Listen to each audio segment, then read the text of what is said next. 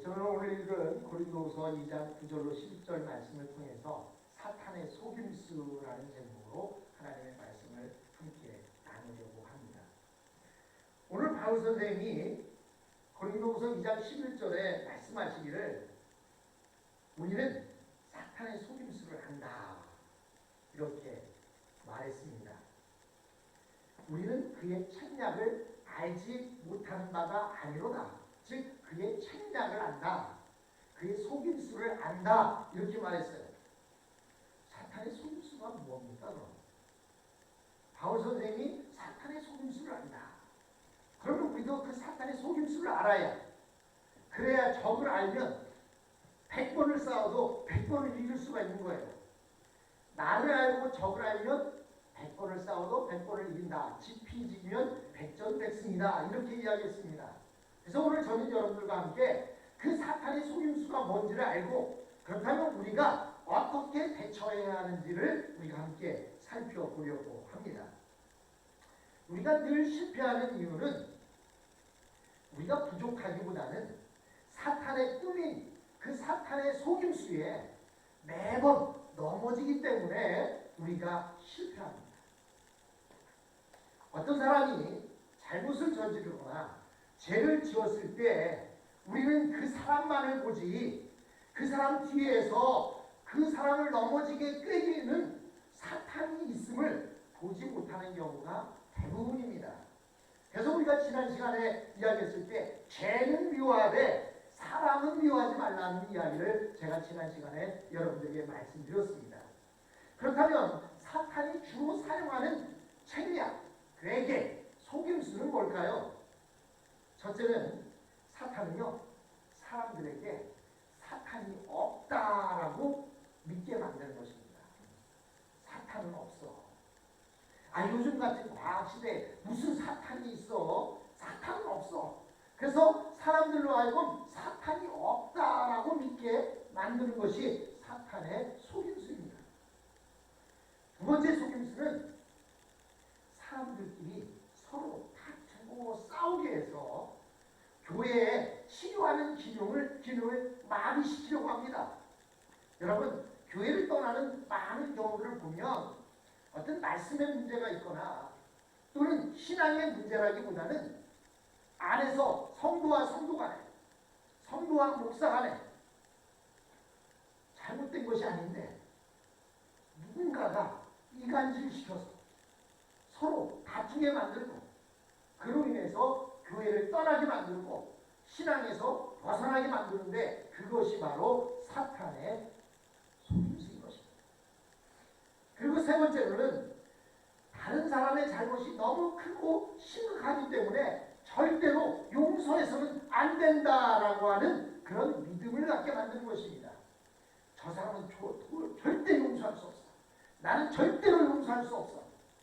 라고 하는 그 믿음을 갖게 만드는 것이 사탄의 속임수입니다. 그러면 이때 우리가 알아야 할 것이 뭐냐면, 첫째로 가장 중요한 것은 사탄은 절대로 우리를 직접 지배하거나 직접 해할 수 없다는 것입니다. 예수를 믿지 않는 사람들에게 전도를 가보면 많은 사람들이 그런 얘기를 해요. 내가 교회를 가고 싶긴 하지만 내가 교회를 가면 내가 전에 믿던 그 미신이나 이런 것들이 내 자식들을 못되게 만들어서 혹시나 내 자식들이 잘못될까봐 걱정이 돼서 내가 교회를 나갈 수가 없습니다. 이렇게 이야기하는 어르신들이 많이 계세요. 그러나 그들이 잘 모르고 있는 것이 있는데, 그것은 미신이나 사탄은 절대로 우리를 직접 지배할 수 없다는 사실입니다. 그 대신에 그럼 사탄은 우리를 직접 지배하지 못하는 대신에 어떻게 하느냐? 우리의 의심을 자극하고 분노를 증폭하게 만들어서 문제를 실제보다 훨씬 더 크게 과장하는 역할을 한다는 거예요. 이간질시키고 문제를 과장시킵니다. 아무것도 아닌 일인데 자꾸 저 사람 등 꾹꾹 찔러서 야 저거 되겠잖아 하면서 자꾸 이간질을 시켜서 문제를 만들어요. 만나서 이야기해보면 아무것도 아닌 문제예요. 내가 인사할 때 너 왜 인사 안 받았어? 여러분 내가 인사할 때 인사 안 받는 게 싫어서 안 받는 게 아니라요. 그 사람은 다른 생각을 하고 있는데 인사하면 못 받을 수 있는 거예요. 그런데 사탄은 어떻게 꾀지냐? 봐라. 너를 싫어하니까 네가 인사가 안 받지. 이런 식으로 해서 자꾸 문제를 크게 만드는 역할을 합니다. 사탄이 직접 갈라놓을 수 없고 우리를 지배할 수도 없어요. 그런데 사탄은 이렇게 이간질하는 자로서 우리의 문제를 자꾸 과장되게 보이게 만듭니다.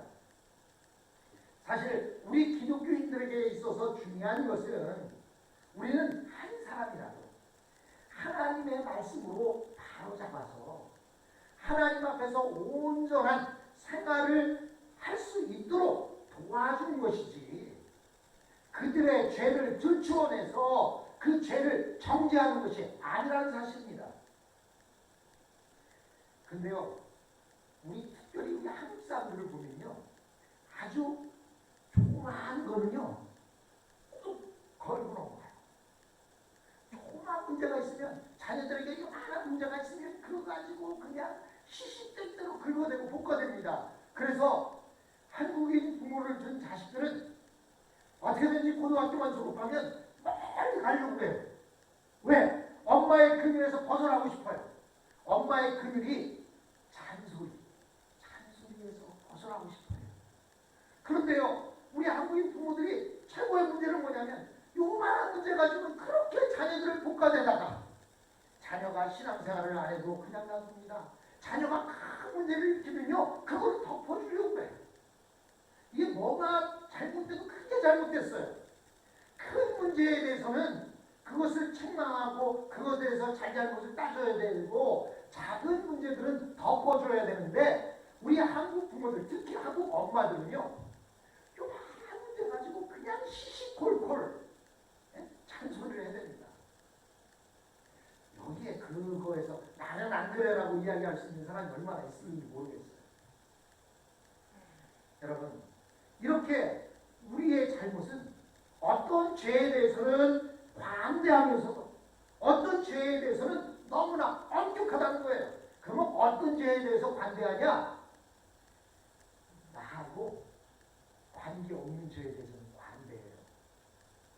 나하고 관계 있는 문제에 대해서는요, 그만큼도 그냥 못 넘어가요.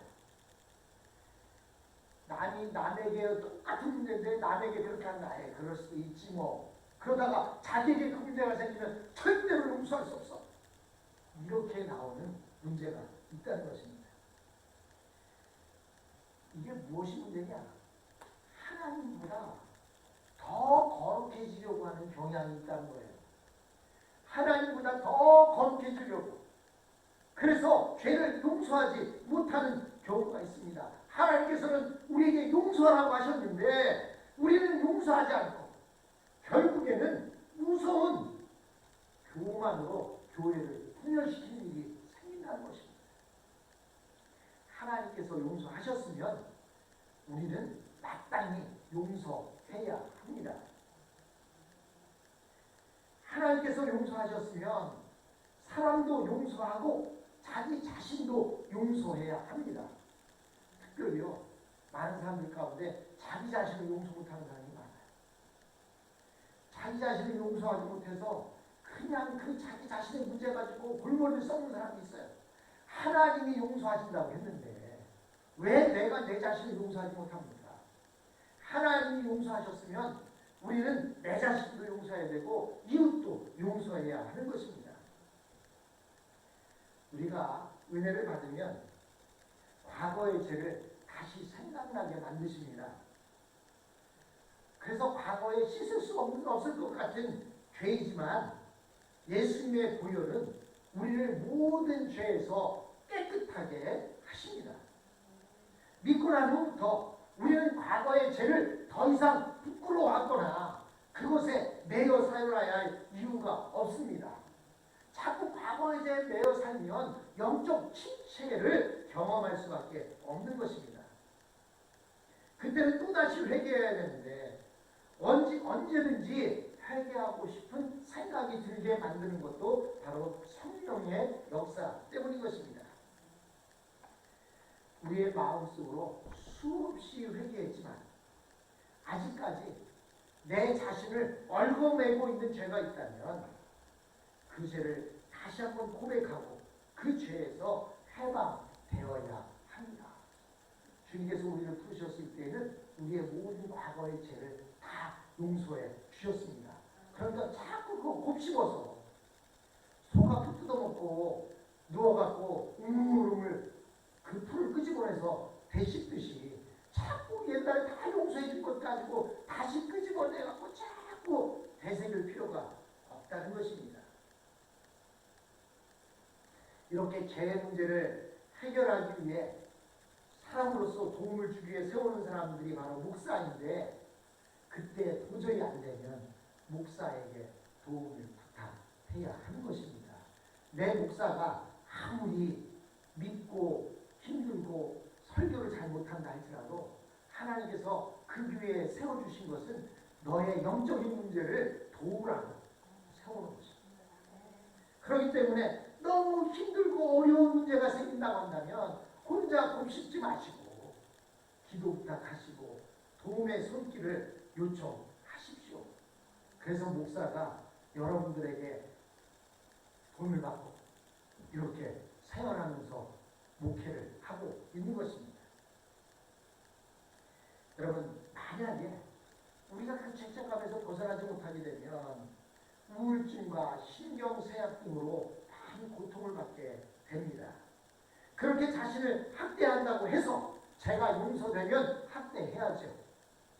여러분, 기분 나쁜 일이 있다고 그냥 가서 술 잔뜩 퍼먹으면 기분 나쁜 문제가 해결될 것 같은데 그 다음날 아침에 눈 떠보면 어때요? 머리는 아프고 내가 왜 그랬는가? 그렇다고 해서 그 문제가 하나도 해결되는 것이 없지 않습니까? 여러분, 스스로를 학대하고 마는 것밖에 안 되는 것입니다. 이렇게 마귀는 어떻게 해서든지 교회 안에서 모순되고 문제가 있는 것처럼 보이도록 자꾸 만들어갑니다. 이 마귀는 자꾸 잘못된 것만 끄집어내려고 해요. 여러분, 똑같은 거라도요, 잘못된 것이 아닌데 잘못이라고 생각해요. 여러분의 그 코를 보세요. 코로 앞면과 뒷면이 다르게 생겼습니다. 그렇다고 해서 코로의 앞면을 보면서 코로는 이렇게 생겼다고 말한다고 해서 잘못된 거 아니죠. 코로의 뒷면을 보면서 코로는 이렇게 생겼다고 말한다고 해서 잘못된 게 아니에요. 앞면과 뒷면이 다를 뿐이지 코로는 똑같은 코로입니다. 그런데 우리는 자꾸 내가 보는 것은 맞고 남이 보고 있는 그 코로는 잘못됐다고, 문제가 있다고 말하는 데 문제가 있는 것입니다. 그것이 바로 마귀가 하는 역할입니다. 바울 사도와 고린도 교회가 서로 싸우며 갈등을 일으키는 것보다 마귀가 더 좋아할 일은 없습니다. 교회의 목회자와 성도가 싸우는 것, 그것보다 그것을 누가 가장 좋아하겠어요? 바로 그것이 마귀가 제일로 좋아하는 일입니다. 그래서 사도 바울은 고린도 교회를 부정하는 것이 아니라 단지 말씀에 순종하는지 그 여부를 알아보려고 편지를 보냈을 뿐이다 라고 말씀하고 있고, 또 그 편지를 통해서 서로가 완전히 일치하고 있음을 분명히 밝히고 있습니다. 사실 우리가 예수를 믿으면서 우리는 그리스도 안에서 완전하고 싶은 욕망이 있습니다. 거룩하고 싶은 욕망이 있습니다. 그러나 개인적인 차이가 있습니다. 하나님을 사랑하는 방법이 각자 조금씩 다른 것뿐이지 틀린 것은 아닙니다. 여러분, 견원지감이라는 얘기를 아시죠? 개와 고양이 같은 존재다 이렇게 얘기합니다. 원수지감을 견원지감이라고 말해요. 왜 개와 고양이가 원수지감이라고 말하는지 아십니까? 근데 요즘 보니까요, 미국에 와보니까 개와 고양이가 얼마나 사이좋게 지내는지 몰라. 예?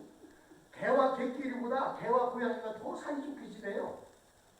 그런데 한국에서 견원지간이라는 말이 나온 이유가 뭐냐면 인사법 때문에 그래요. 여러분, 개는요, 좋으면 어떻게 해요? 반가운 걸 만나면요, 꼬리를 바짝 쳐들고 인사합니다. 꼬리를 막 흔들어대요. 반갑다 자꾸 꼬리 흔들어요. 근데 고양이는 어떻게 합니까? 화가 나면 꼬리를 바짝 쳐서 더 뜹니다. 개는 인사법인데 고양이는 화난 것의 표현이에요. 개가 화나면 어떻게 하는지 아십니까? 꼬리를 엉덩이 속에 딱 집어넣고 합니다. 고양이는요, 반가우면 어떻게 해요?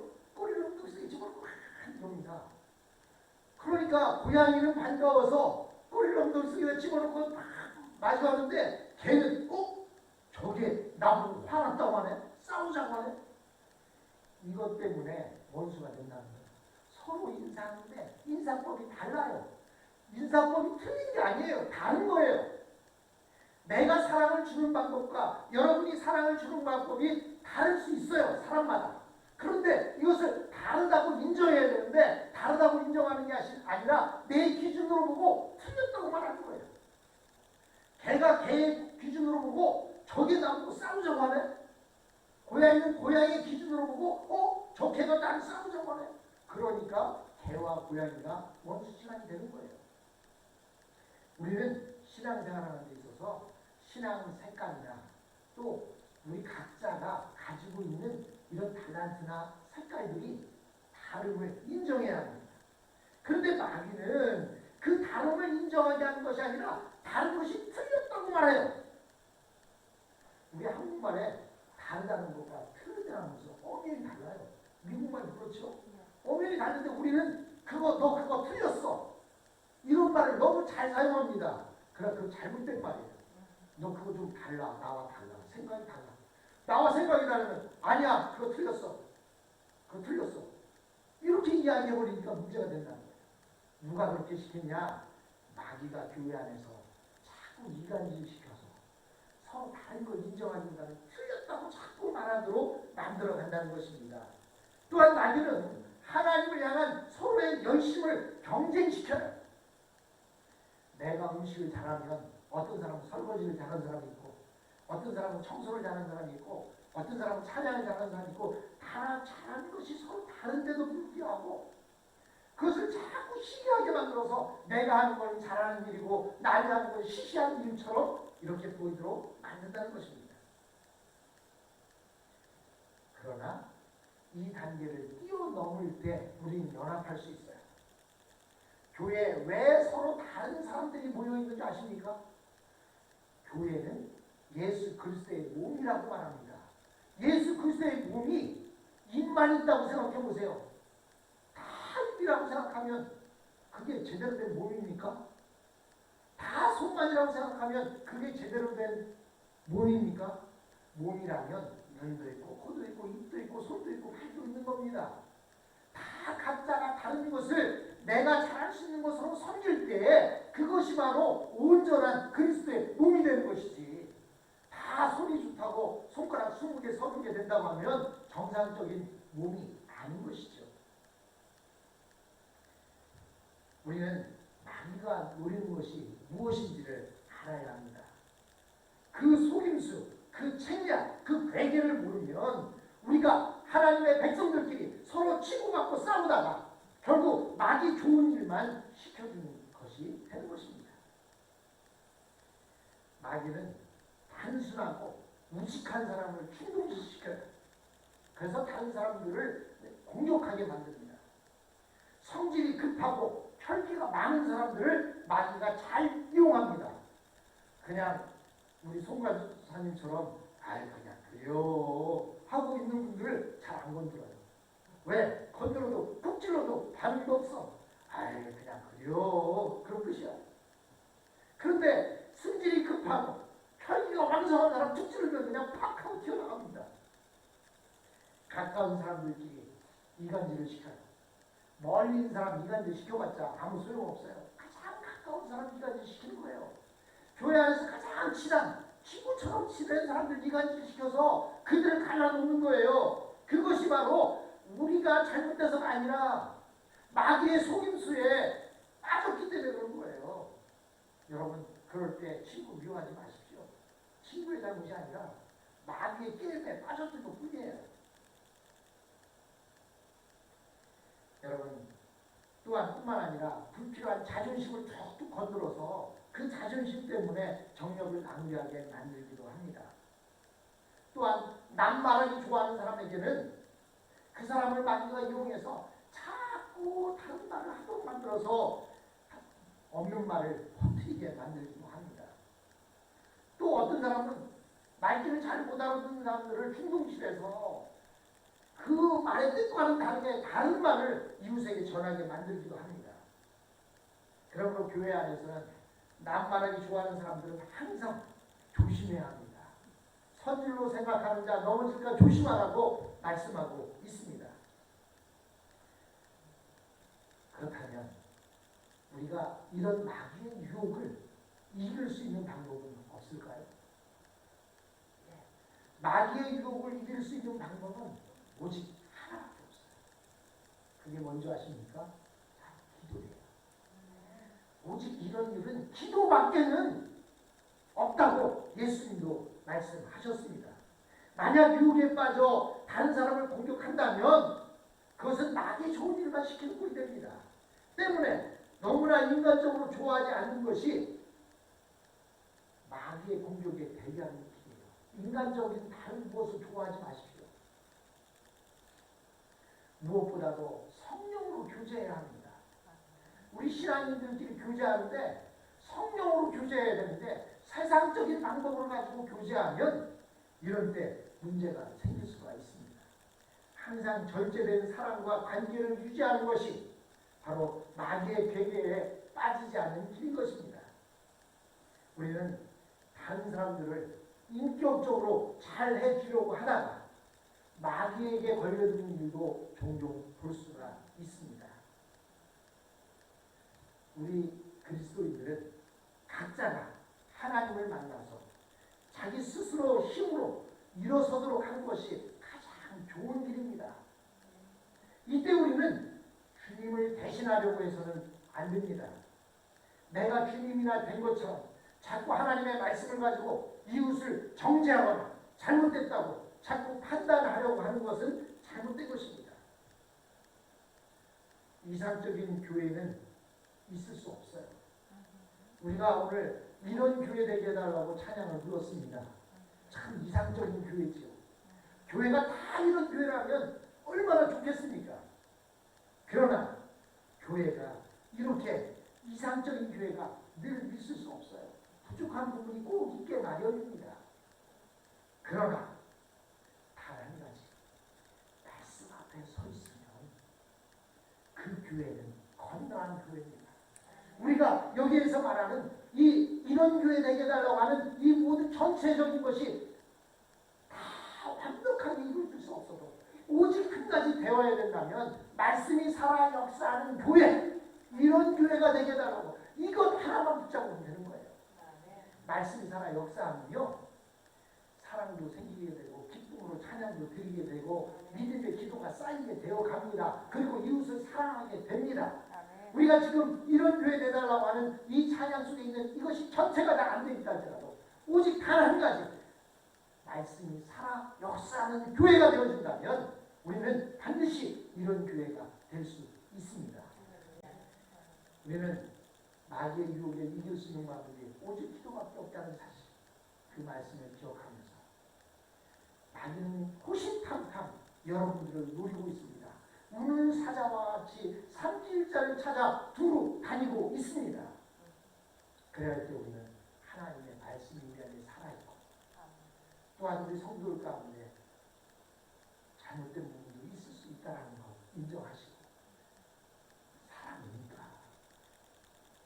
죄는 용서할 수 없지만 그 사람을 미워하지 않는 저와 여러분